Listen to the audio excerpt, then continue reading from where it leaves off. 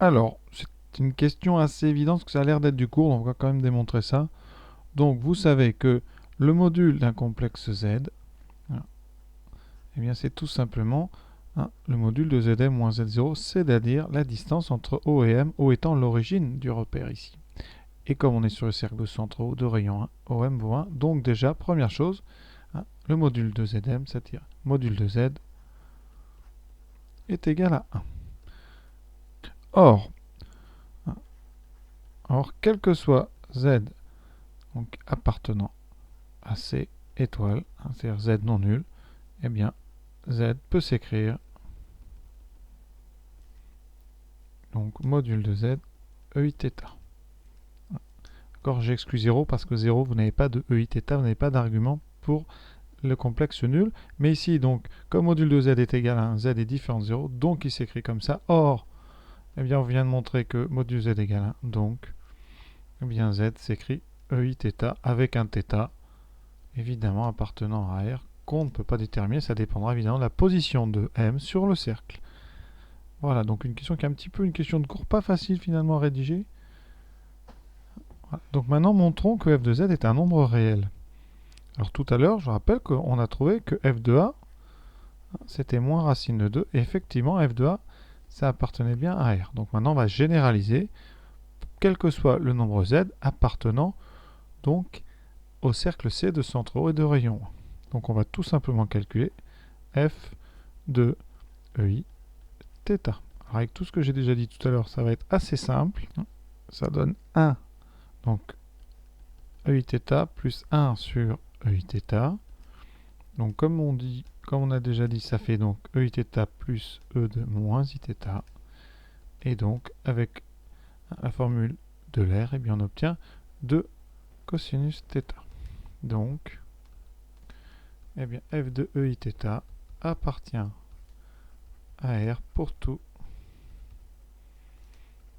θ. Donc f de z, donc si z, donc pardon, si M appartient au cercle, alors f de z appartient à R. Donc on doit résoudre f de z appartient à R pour que f de z soit un réel. Et un réel, c'est, on le reconnaît, sa partie imaginaire qui est nulle. Donc f de z réel, ça équivaut à imaginaire de f de z égale 0. C'est un des moyens de les reconnaître. Vous pouvez aussi, dans certains cas, considérer que pour les réels, z est égal à z bar. Ici, on prend im de f de z égale 0. On va donc calculer im de f de z.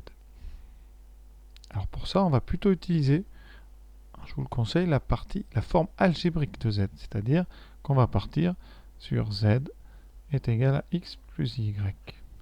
Avec x et y, évidemment, réel. On calcule donc l'image de x plus y. Ça donne f de x plus y est égal donc à x plus y plus 1 sur x plus y. Alors pour tous ceux qui ont bien écouté la vidéo, on retrouve des idées qu'on a déjà utilisées. On va multiplier ici par l'expression conjuguée en haut et en bas. Donc on aura x plus y fois x moins y. Et en haut, on a x moins y. On développe le dénominateur qui nous donne donc x2 plus y2. Et on va donc mettre ça sous une forme partie réelle, partie imaginaire. Donc la partie réelle, eh bien on va déjà, vous voyez, la faire apparaître en séparant notre deuxième fraction en 2. Voilà, et ici, moins y sur x2 plus y2. Et on va donc dire que eh bien, la partie imaginaire de ce complexe, donc la partie imaginaire de f de z, est donc égale à, ici vous avez donc le y, moins y sur x2 plus y. Pour ceux qui ne voient pas ça, ici, vous pouvez ordonner les termes. Voilà, et pour la suite, vous pouvez factoriser par y les deux autres termes, c'est-à-dire y et le deuxième, moins y sur x2 plus y2. Voilà, donc f de z appartient à 1 équivaut à y moins y sur x2 plus y2 égale à 0. On va essayer de résoudre ceci, c'est pas trop facile, mais on a une petite factorisation par y qui a l'air évidente, donc on la fait. on obtient y fois 1 moins 1 sur x2 plus sur x2 égale à 0. Donc y facteur 2, et on met au même dénominateur, vous obtenez x2 plus y2 moins 1 sur x2 plus y2 égale à 0. Donc comme z est non nul, x2 plus y2 est non nul, donc ça on va le préciser, comme z est différent de 0, ben x2 plus y2 est différent de 0, puisqu'x2 plus y2 c'est tout simplement module de z, donc module de z est différent de 0, et donc on peut transformer cette équation ici en tout simplement faisant disparaître son numérateur, c'est-à-dire on obtient y fois x2 plus y2 moins 1 égale à 0. On a donc ici une équation produit qu'on transforme, ça donne y égale 0 ou x2 plus y2 moins 1 égale à 0. Alors, l'ensemble des points tels que y égale à 0, voilà, c'est une droite. Voilà, c'est une droite, c'est tout simplement l'axe, c'est l'axe des abscisses. Voilà. Alors il faut par contre priver du point, priver de l'origine, parce qu'on n'oubliez pas que z doit être différent de 0, donc z ne peut pas être égal, le point M ne peut pas être sur l'origine.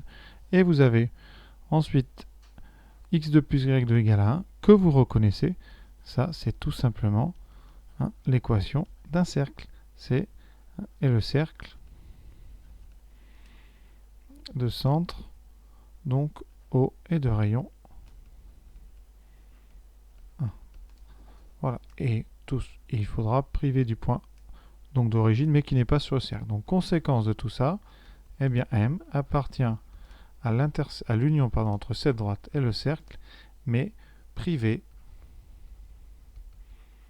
de O. Donc quand vous dessinez, eh bien vous devez faire vraiment un petit dessin rapide.